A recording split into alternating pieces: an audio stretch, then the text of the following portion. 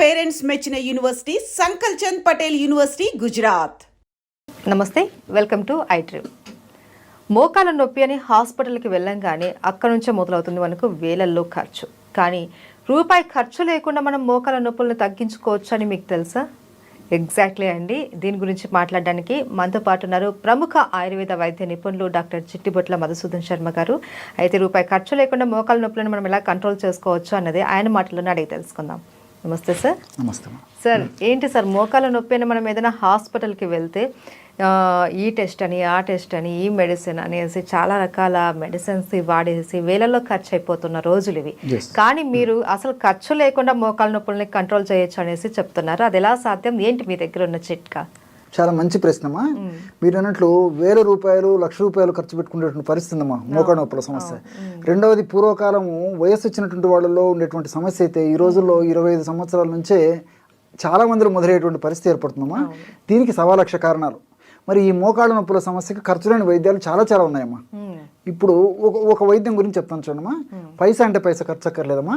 చాలా చక్కటి ప్రయోజనం చేకూరుతుంది. కేవలం అవగాహన కలిగి ఉంటే చాలు. దీనిలో ఎలాంటి సైడ్ ఎఫెక్ట్స్ ఉండవు, అన్ని సైడ్ బెనిఫిట్స్ కూడా ఉంటాయమ్మా. అవి కూడా నేను చెప్తాను. రోజు ఒక్కసారి మా సమస్య తీవ్రంగా ఉంటే రోజు 2 సార్లు కూడా ఈ యొక్క ఔషధాన్ని వాడుకోవచ్చు. సమస్య కొద్దిగా ఉంటే జస్ట్ ఒక్కసారి సరిపోతుందమ్మా. ఉదయం పరిగడుపున వాడుకోవచ్చు, లేకపోతే రాత్రి పడుకునేటప్పుడు వాడుకోవచ్చు. లేకపోతే సమస్యకి ఎక్కువగా ఉంటే కొన్నాళ్ళ పాటు 2 టైమ్స్ వాడేసేసి తర్వాత ఒక్కసారి వాడుకున్నా సరిపోతుందమ్మా. మన చాయిస్ అది కూడా. సో ఎలాగంటే అమ్మా, ఒక 250 ml వాటర్ తీసుకోవాలమ్మా. ఒక పాత్రలో 250 ml వాటర్ తీసుకొని, పారిజాతం ఆకులు మీకు తెలుసు కదమ్మా. గ్రామాలు పట్టణాలు నగరాలతో నిమిత్తం లేకుండా ఎక్కడ పడితే ఇక్కడ పారిజాతం చెట్లు ఉంటాయమ్మా. సో ఆ పారిజాతం ఆకులు జస్ట్ 2 కానీ 3 కానీ తీసుకోవాలమ్మా. ఆకులు చిన్నగా ఉంటే 3 తీసుకోవచ్చు, ఆకులు పెద్దవైతే 2 సరిపోతాయి. 2-3 ఆకులు తీసుకుంటే సరిపోతుంది. అవి చిన్న చిన్న ముక్కలుగా చేసేసి ఆ నీళ్ళలో వేసేయాలమ్మా. 250 ml వాటర్లో 2 లేదా 3 పారిజాతం ఆకుల్ని శుభ్రం చేసేసి చిన్న చిన్న ముక్కలు చేసేసి అందులో వేసేసి ఇంచుమించు ఒక 50 to 100 ml నీళ్లు మీరేటట్టు మరిగించుకోవాలమ్మా. అప్రాక్సిమేట్గా. సో 50 to 100 ml నీళ్లు మీరేటట్టు మరిగించేసేసి దించేసేసి ఫిల్టర్ చేయాలమ్మా. ఆ విధంగా మనం ఎప్పుడైతే బాయిల్ చేసామో ఆ నీళ్ళ కలర్ మారిపోతుంది. అంటే పారిజాతం ఆకులు ఉన్నటువంటి ఆ సుగుణాలు, ఔషధ గుణాలన్నీ నీళ్ళలోకి వచ్చేస్తాయి. సో గోరువెచ్చగా ఉన్నప్పుడు ఫిల్టర్ చేసేసి అందులో ఒక 500 మిల్లీగ్రాముల నుంచి 1 గ్రామ్ ఉప్పు వేయాలమ్మా. సాల్ట్.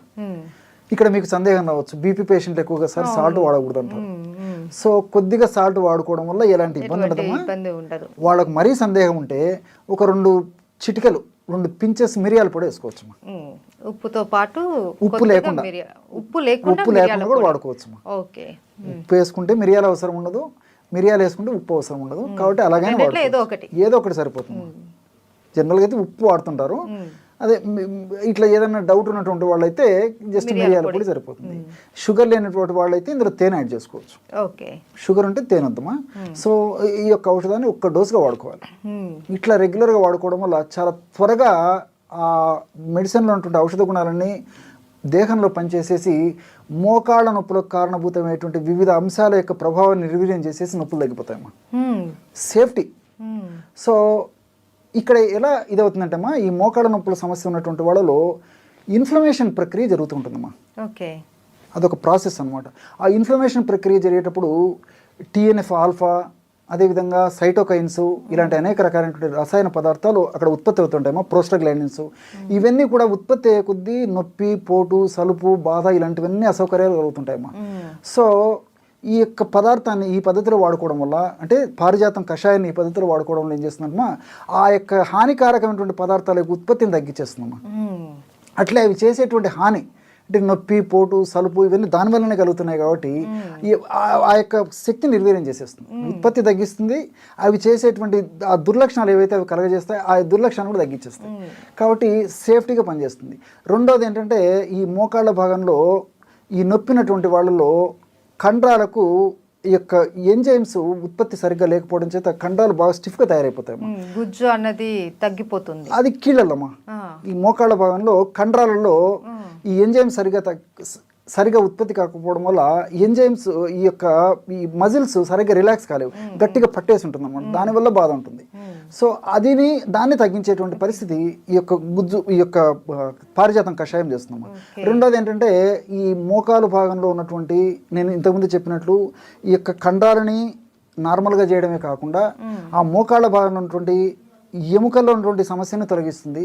అదేవిధంగా రెండు ఎముకల మధ్యలో ఉన్నటువంటి ఆ కీళ్ళలో ఉన్నటువంటి సమస్యను తొలగిస్తుంది. అంతేకాకుండా గుజ్జును బాగా ఉత్పత్తి చేసేందుకు ఇది ఉపయోగపడుతుంది. గుజ్జు త్వరగా అరగకుండా ఉండేందుకు ఇది ఉపయోగపడుతుంది. అదేవిధంగా గుజ్జు ఇంతకుముందు చెప్పినట్టు చక్కగా ప్రొడ్యూస్ అయ్యేందుకమ్మా మోకాళ్ళ భాగంలో. అట్నే కార్టిలేజ్ అనేటువంటి మృదులాస్తి ఉంటుందమ్మా ఆ రెండు ఎముకల మధ్యలో. ఆ కార్టిలేజ్ని కూడా బాగా రక్షించేందుకు ఉపయోగపడుతుందమ్మా. దీనివల్ల మల్టిపుల్ బెనిఫిట్స్ ఉన్నాయి, చాలా బెనిఫిట్స్ ఉన్నాయి. మోకాలకు సంబంధించిన ప్రతి ప్రాబ్లం మనకు క్లియర్ అయిపోయింది.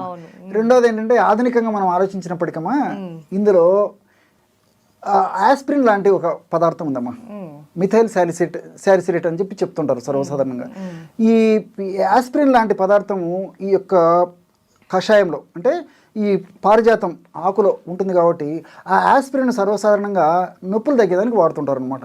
NSAID అంటారు అనమాట, non steroidal anti inflammatory drugs అని చెప్పేసి ఆధునికంగా ఇంగ్లీష్ వైద్యంలో వాడుతుంటారు అన్నమాట. సో ఈ ఆస్పిరిన్ లాంటి పదార్థము ఇది చెప్పాను కదమ్మా, ఈ ఆకులు ఉంటుందమ్మా. సో ఆకులు మనం కషాయ రూపంలో ఇవి వాడుకుంటున్నాం కాబట్టి ఈ కషాయంలో కూడా ఆ యొక్క కెమికల్ వస్తుంది కాబట్టి నొప్పి తగ్గేందుకు ఉపయోగపడుతుంది. అందులో ఇంకోటి అంటే న్యాచురల్గా మనం బాడీకి అందజేస్తున్నాం కాబట్టి సైడ్ ఎఫెక్ట్స్ ఉండవు, అన్ని సైడ్ బెనిఫిట్స్ ఉంటాయమ్మా. కాబట్టి ఎక్కువ రోజులు వాడినా ఇబ్బంది ఉండదు, కాబట్టి దీనివల్ల ప్రాబ్లం ఉండదు, అన్ని సైడ్ బెనిఫిట్స్ ఉంటాయి కాబట్టి క్షేమదాయకంగా వాడుకోవచ్చు. మీరు అడిగినట్లే పైసా అంటే పైసా ఖర్చు ఉండదు, ఎక్కడికి కాకపోతే కేవలం ఒక కషాయనే తాగొచ్చమ్మా. ఉప్పు తర్వాత మిరియాల పొడి లేదన్నా ఉడకబెట్టుకుని తాగినా సరిపోతుంది. ఫలితం అయితే మంచి ఫలితం కలుగుతుంది. అవును సార్. అండ్ సార్ ఫైనల్గా సింపుల్గా ఈ మోకాల నొప్పితో బాధపడే వాళ్ళు ఎలాంటి ఫుడ్ తీసుకుంటే వాళ్ళకి మోకాలలో బలం చేకూరుతుందో చెప్తారా? బాగా కాల్షియం రిచ్ ఫుడ్ బాగా తీసుకోవాలమ్మా. కాల్షియం బాగా ఉన్నటువంటి ఆహార పదార్థాలు బాగా తీసుకోవాలి. దీనికి తోడేమంటే ఈ డ్రై ఫ్రూట్స్, డ్రై నట్స్ ఇలాంటివి బాగా తీసుకుంటుండాలమ్మా. వీటన్నిటికి తోడు మనకు సీజన్లో దొరికేటువంటి ఫ్రూట్స్ బాగా తీసుకోవాలమ్మా. అంటే కొన్ని సందర్భాలు అంటే ఇప్పుడు షుగర్ పేషెంట్స్ ఉంటారు, కొన్ని ఫ్రూట్స్ తినకూడదు. అలాంటి వాళ్ళు తినదగిన ఫ్రూట్స్ తినాలి. అట్లా ఆయా వ్యాధులు ఉన్నటువంటి వాళ్ళు తినకూడనటువంటి ఫ్రూట్స్ అయితే తినకూడదు, కానీ మిగతా ఫ్రూట్స్ అన్ని తినొచ్చమ్మా. జనరల్గా ఏ సమస్య లేనటువంటి వాళ్ళు, కేవలం మోకాళ్ళ నొప్పుల సమస్య ఉన్నటువంటి వాళ్ళు అన్ని ఫ్రూట్స్ తీసుకోవచ్చమ్మా. ఈ విధంగా డ్రై నట్స్, డ్రై ఫ్రూట్స్, అదేవిధంగా మనకు డైలీ లభించేటువంటి ఈ సీజనల్ ఫ్రూట్స్ ఇవన్నీ తీసుకోవచ్చు. రెండవది ఏమంటే దుంపకూరలు ఎంత దూరంగా ఉంటే అంత మంచిదమ్మా. దుంపకూరలు వాడుకోవడం వల్ల ఈ మోకాళ్ళ నొప్పులకు సంబంధించినటువంటి కొన్ని రకాలైనటువంటి కెమికల్స్ ఎక్కువగా ఉత్పత్తి అయ్యి దానివల్ల నొప్పులు ఎక్కువైనటువంటి పరిస్థితి ఏర్పడుతుంది. కాబట్టి ఈ దుంపకూరలు ఎంత అవాయిడ్ చేయగలిగితే అంత మంచిది. అదేవిధంగా చన్నీళ్ళు కూడా పనికిరావమ్మా. నార్మల్ టెంపరేచర్ ఉన్నటువంటి వాటర్ తాగుతుండాలి, కానీ ఇలాంటి వాళ్ళు ఈ చన్నీళ్ళు, తర్వాత ఈ ఐస్ వాటర్, కోల్డ్ వాటర్ ఇవి తాగడం వల్ల కూడా నొప్పులు ఒక పట్టాన తగ్గవు, సమస్య మరింత జటిలమైనటువంటి పరిస్థితి ఏర్పడుతుంది. వీటన్నిటితో ఏమంటే ప్రకృతి సిద్ధంగా, సహసిద్ధంగా లభించేటువంటి పదార్థాలను ఎక్కువగా తీసుకోవడం మంచిదమ్మా. అంటే మనం ఉడకబెట్టడము, వేయించడము, ఫ్రై చేయడము అంటే ఇలాంటి ఇవన్నీ కాకుండా రోజు మనం తీసుకునేటువంటి ఆహార పదార్థంలో కనీసము 40% వరకైనా న్యాచురల్ ఫుడ్ తీసుకోవడం వల్ల ఈ యొక్క సమస్యకి చాలా చక్కటి పరిష్కారం దొరుకుతుందమ్మా. ఈ ఆకుకూరలు తీసుకోవచ్చు, కూరగాయలు తీసుకోవచ్చు. ఆకుకూరల్లో కూడా పుష్కలంగా ఉంటుందమ్మా. ఈ మోకాళ్ళు పోషణకు ఉపయోగపడేటువంటి అనేక రకాలైనటువంటి సూక్ష్మ పోషకాలు కూడా చాలా ఉంటాయి కాబట్టి ఈ ఆకుకూరలు తీసుకోవచ్చు, కూరగాయలు తీసుకోవచ్చు. నేను ఇంతకుముందు చెప్పినట్లు పళ్ళు తీసుకోవచ్చు. వీటన్నిటిలో కూడా ఫైబర్ ఉంటుంది. ఫైబర్ కూడా ప్రత్యక్షంగా పరోక్షంగా మోకాళ్ళ నొప్పులకు ఉపయోగపడుతుందమ్మా. కాబట్టి ఇలాంటి ఆహార పదార్థాలు తీసుకోవడం వల్ల మోకాళ్ళ నొప్పుల సమస్య త్వరగా తగ్గిపోతుంది. ఒకవేళ సమస్య లేకున్నటువంటి వాళ్ళకైతే ఆ సమస్య అంత చిన్న వయసులో రాకుండా కూడా ఉంటాయమ్మా. Thank you so much sir. నమస్తే.